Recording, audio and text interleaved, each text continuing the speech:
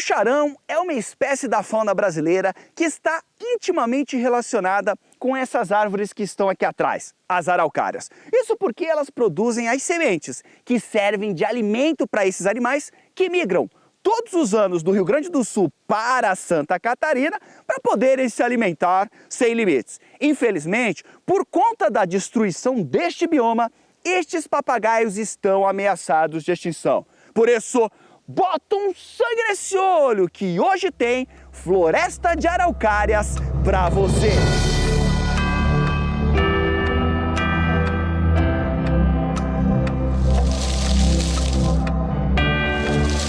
Para falar destas maravilhosas e raras florestas, percorri cerca de 210 quilômetros, saindo de Florianópolis e indo até o município de Urupema, na Serra Catarinense, lar das araucárias e cidade mais fria do Brasil.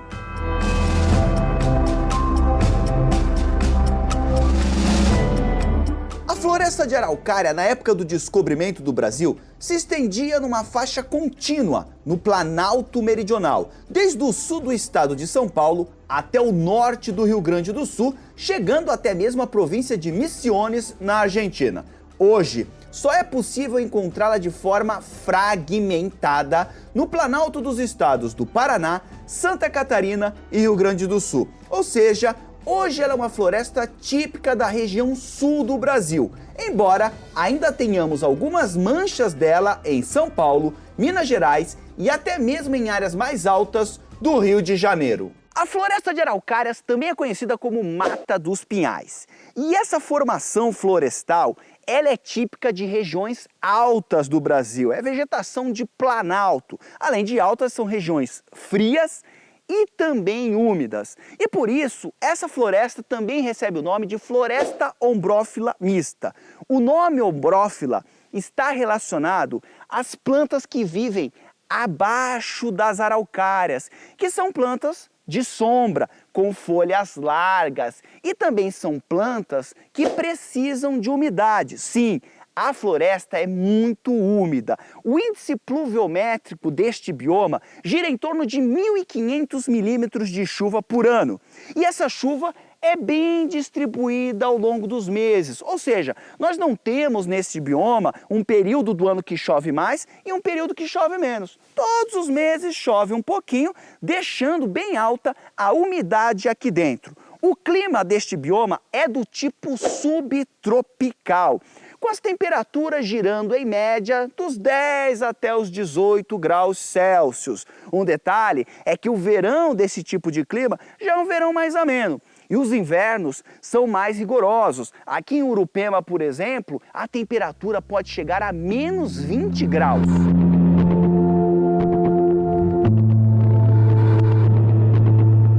O solo deste bioma é extremamente fértil, principalmente no norte do Paraná. Ou seja, é um solo que tem muitos nutrientes, muita matéria orgânica e consegue reter bastante água. Isso até que é meio óbvio, porque a araucária é uma planta extremamente exigente, ou seja, ela precisa de um solo de qualidade para conseguir se desenvolver. Aqui nós temos uma bela ilustração do porquê a floresta de araucária também recebe o nome de Floresta Ombrófila Mista.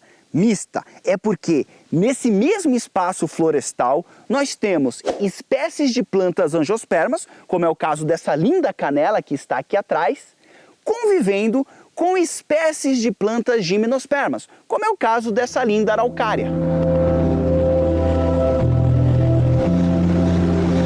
Claro que na Floresta das Araucárias, quem mandam são as araucárias, também conhecida como pinheiro do Paraná, uma árvore que chega facilmente aos 30 metros de altura. Seu tronco pode chegar a 2,5 metros de diâmetro e elas chegam a atingir 500 anos de idade. É muito fácil identificar essa planta por conta da sua copa, que tem o formato de uma taça. E na minha opinião, esse ser majestoso e grandioso é a árvore mais bonita do Brasil. As raízes das araucárias são do tipo pivotante, que é aquela raiz que tem um eixo principal bem desenvolvido, de onde saem várias ramificações.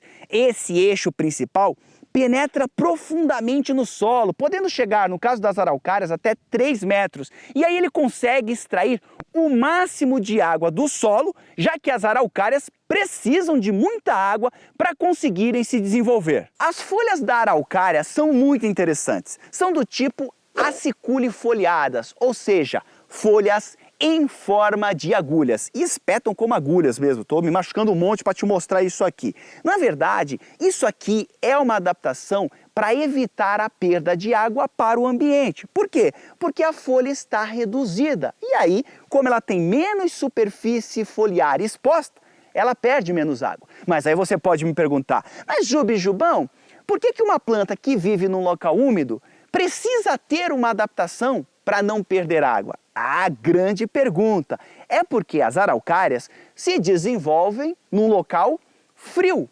E muitas vezes a água que está aqui na floresta, no solo, ela congela. Ou seja, você tem água no lugar, mas é água congelada. E aí essa planta não consegue usar essa água. E por isso que ela precisa sim ter adaptações para evitar ao máximo perder água para o ambiente.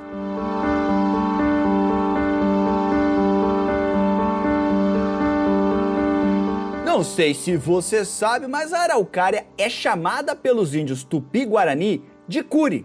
E foi daí que surgiu a inspiração para o nome da cidade de Curitiba, que significa Terra das Araucárias, ou cidade com muitos pinhões. Olha só, tô arriscando a minha vida agora para te mostrar a araucária macho. Isso mesmo, acabei de encontrar aqui uma araucária do sexo masculino.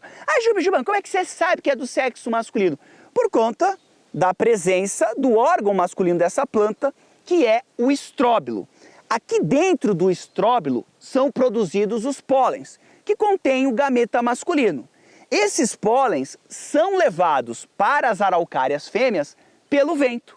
E lá nós temos a fecundação e a formação da semente da araucária, que é o pinhão. Olha só o que eu acabei de encontrar aqui. Uma araucária fêmea, é uma menininha. E como eu sei que é fêmea? Por conta dessa estrutura aqui, que é a pinha, o órgão feminino dessa planta. Essa pinha, inclusive, já está fecundada, ou seja, o pólen foi trazido do macho lá pelo vento, chegou aqui, fez a fecundação. Esta pinha vai se desenvolver e vai dar origem a vários pinhões. Vai dar origem a semente da araucária, que também é comido por vários animais e também por nós, seres humanos. Olha só que legal, isso aqui é a pinha já desenvolvida. Aqui dentro nós temos vários pinhões. Eu não vou quebrar ela porque depois eu vou comer, né? Vou comer um monte de pinhão. Mas olha só, a pinha não é fruto. Por quê? Porque a araucária, ela é uma gimnosperma e plantas gimnospermas não dão fruto. E se ela não é fruto, ela é o quê? É pinha. Isso aqui é uma pinha desenvolvida. E aqui dentro estão eles, ó, os pinhões. Pinhão é a semente da araucária. Isso aqui, ó, quando cai no chão, germina e dá origem a uma nova planta. O pinhão é uma fonte de renda importante para vários produtores rurais. Essas sementes são ricas em amido, proteínas e gorduras e são avidamente consumidas por pássaros como o papagaio-charão, esquilos, cotias, capivaras e pelo próprio homem. Além da araucária, nessas florestas encontramos cerca de 350 espécies de plantas como gramíneas, orquídeas, bromélias, samambaias, embuia, erva mate, canela, bambus, entre muitas outras. A floresta de araucárias não é só composta por araucárias. Aluno querido, se liga nessa situação. Geralmente, nas florestas de araucárias, nós temos 3 estratos vegetais formando essa floresta, ou seja, 3 andares de vegetação formando toda a estrutura florestal. Observe você, dá uma olhada. Você consegue ver os 3 estratos vegetais aqui? Olha só, o primeiro estrato está aqui, formado por plantas herbáceas, plantas rasteiras. Depois aqui, ó, já temos o segundo estrato formado por plantas arbustivas. E depois, lá em cima, nós temos o terceiro estrato formando por plantas arbóreas. Nesse caso, essas plantas arbóreas são as araucárias. Então podemos dizer que as copas das araucárias é que formam o teto dessa floresta.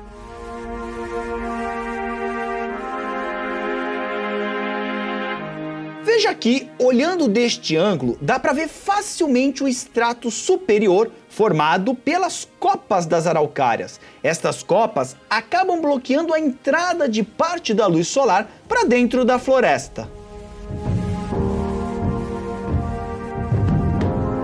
Agora eu estou dentro da floresta de araucárias, aqui, Júbia Aventura, porque eu quero te mostrar justamente o estrato arbustivo dessa floresta. Então você está vendo aqui, ó, várias espécies menores de angiospermas que estão vivendo abaixo do estrato das araucárias, que são mais altas. Só que o mais legal é o que eu acabei encontrando aqui, que foi uma planta pteridófita. Olha só, isso aqui é o samambaiaçu, a Dicksonia. E é uma espécie ameaçada de extinção, porque por muitos anos as pessoas cortavam o rizoma dessa planta, que é essa estrutura aqui, ó, para fazer vaso. Isso mesmo, eles faziam vasos para depois as pessoas plantarem orquídeas ou até mesmo samambaias. Olha que ironia, que coisa sem noção. As pessoas matavam uma samambaia para fazer vaso e depois plantar samambaia nesse vaso. E olha só que legal, estrato arbustivo, isso aqui é um arbusto, e agora, ó, Biribicatabamba vem para baixo, vamos para o estrato mais baixo da floresta, que é justamente o estrato herbáceo, formado por orquídeas, por bromélias e principalmente pelas gramíneas.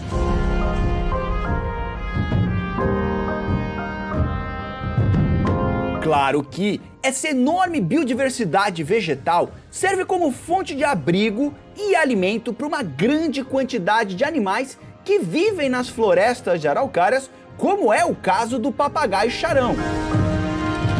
Esses belos papagaios que vivem nas florestas de araucárias já eram domesticados pelos índios antes dos europeus chegarem aqui e se encantarem por eles. É atualmente uma das presas mais cobiçadas no contrabando de animais silvestres, um negócio ilícito que movimenta bilhões de dólares anuais. São animais maravilhosos e que formam casais que duram a vida inteira. Essa espécie, ela constrói o seu ninho num único lugar. E aí, com o desmatamento, muitas vezes, essa árvore que tem o ninho acaba desaparecendo. E aí a espécie que migra, quando retorna ao seu ninho, não o encontra mais. E aí sabe o que acontece? Elas não realizam mais a postura de ovos e, consequentemente, isso vai trazer uma redução na quantidade de indivíduos dessa espécie. Mas claro que não é só de papagaios que é feita a floresta de araucárias. Aqui também encontramos a gralha azul, que é uma importante disseminadora de sementes de araucária nessas florestas. Muitos outros animais se beneficiam das sementes das araucárias, como a gralha picaça, os catetos, as queixadas, o serelepe, a cutia e o macaco prego. Durante a gravação deste vídeo, acabei encontrando esse lindo casal de siriemas. Estas aves se destacam por terem um canto muito alto, podendo ser ouvido a mais de 1 quilômetro de distância. É uma ave que prefere correr ao invés de voar, só usando este artifício em caso de extrema necessidade. Também tive a honra de cruzar com este simpático graxaim. Estes animais de hábitos noturnos e parentes dos cachorros estão cada vez mais sendo mortos pelos seres humanos, já que com a destruição do seu habitat natural, os graxaíns acabam se aproximando das fazendas em busca de alimento, como é o caso das galinhas, e aí acabam sendo mortos pelos fazendeiros.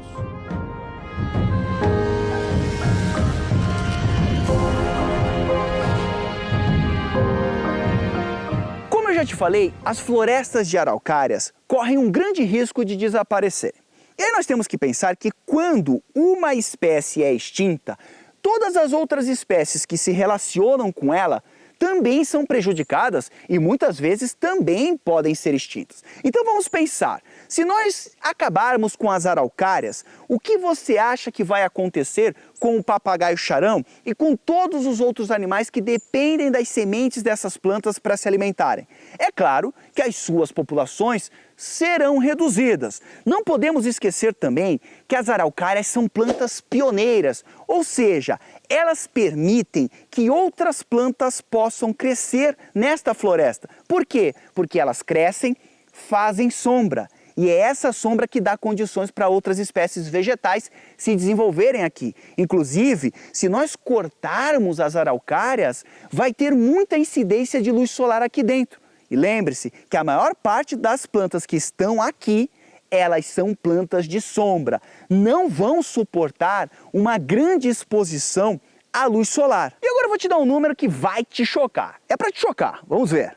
Olha só, de toda a cobertura original das florestas de araucárias, 98% já foram destruídas. Ou seja, hoje só restam 2% de áreas deste bioma preservadas. E aí você pode me perguntar, mas Jubão, quem foram os culpados? Quero bater, quero pegar essa galera. Na verdade, nós temos 3 atividades econômicas que exterminaram essas florestas. A agropecuária, a extração de lenha para a produção de energia e a indústria madeireira, principalmente no século retrasado e no século passado. Cara, eu tô precisando agora gravar aquelas araucárias e a gente tá com um boi ali meio bravo, vamos tentar afastar. Mu, mu, ei, mu, mu, mu, mu, mu.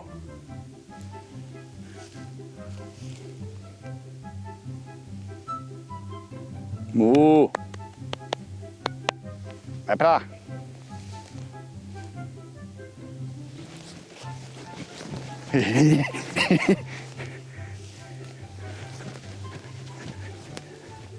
Mu. Mu. Mu.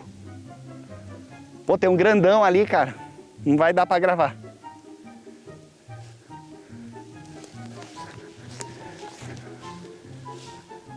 Ô, fica me encarando.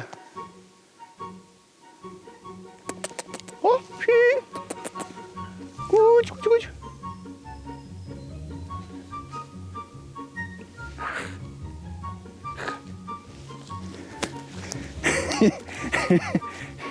Ô, o bicho tá encarando, meu.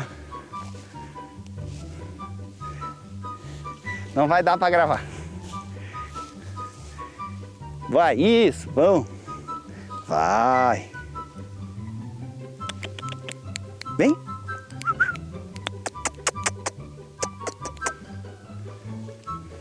Vamos gravar em outro lugar. Já era. Ô, a bicha tá me encarando, meu. Já era. Já era.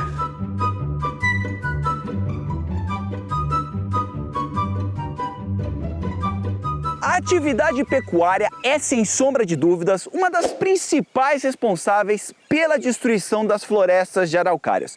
Isso porque a pecuária extensiva desmata uma grande extensão de território para que esses bois possam se alimentar. O problema é que esses animais, ao pisotearem o solo, impedem a regeneração da floresta. Então os brotos, quando nascem, são pisoteados e assim você não tem a formação de novas árvores nessa região, apenas, claro, o crescimento de gramíneas que são muito mais adaptadas a esse tipo de situação. E outra, né? O produtor muitas vezes tem o hábito de colocar fogo na sua terra para fazer a renovação da pastagem para o gado. Só que muitas vezes esse fogo ele sai do controle. E aí ele pode destruir extensas áreas florestais. E isso aconteceu com as florestas de araucária. Só para você ter uma ideia, em 1963 nós tivemos o grande incêndio que foi no Paraná e destruiu 10% do estado. Só para você ter uma ideia,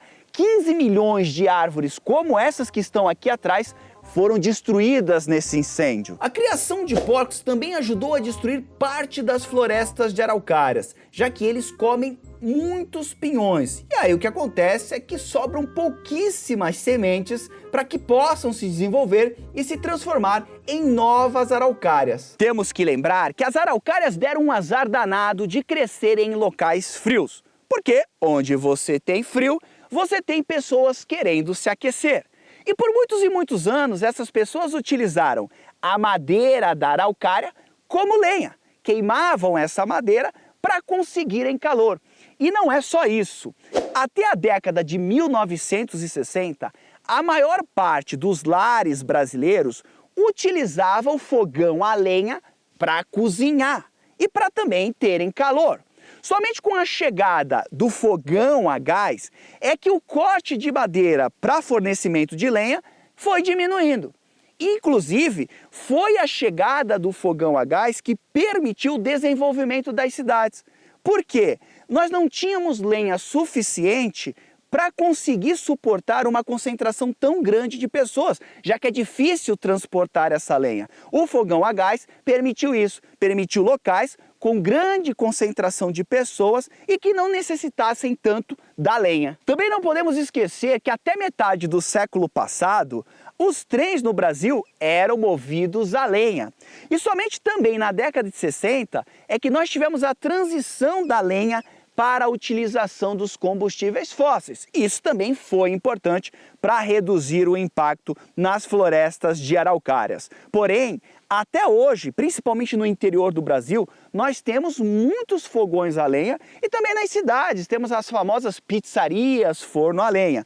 Tudo isso ainda está causando bastante impacto, não só nas florestas de araucárias, como nas florestas de todo o Brasil. A madeira da araucária também é muito apreciada pela indústria madeireira, que cortou muitas dessas árvores para a construção de casas, de trilhos, de móveis. E aí, claro, vale a pena a gente filosofar sobre isso, porque toda vez que você corta uma araucária, a quantidade de pinhões diminui na floresta, ou seja, diminui a quantidade de alimentos para vários animais que vivem aqui.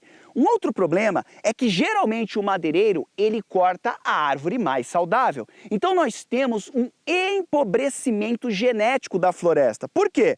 Você só mantém viva aquela árvore mais fraca. E é essa árvore que vai se reproduzir, gerando árvores também cada vez mais fracas.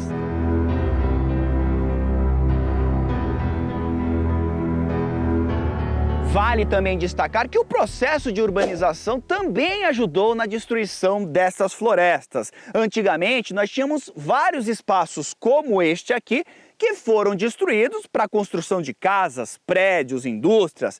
O próprio aumento da temperatura do planeta está colocando essas florestas em risco, já que você aprendeu nessa videoaula que as araucárias gostam de temperaturas mais baixas, de temperaturas amenas. Uma notícia ruim que eu vou te dar é que hoje existem pouquíssimas unidades de conservação para proteger este bioma. E provavelmente nesse ritmo que a gente está, daqui 20, 30 anos, nós não tenhamos mais as florestas de araucárias. Eu vou voltar aqui nesse local e provavelmente a gente vai ter um monte de construção, um monte de coisa aqui e eu vou ficar falando de uma floresta linda, maravilhosa, que já existiu no Brasil e que foi destruída por nós brasileiros, infelizmente. No mais, desnecessário dizer que foi um grande prazer estar aqui com você. Um grande abraço. Tchau!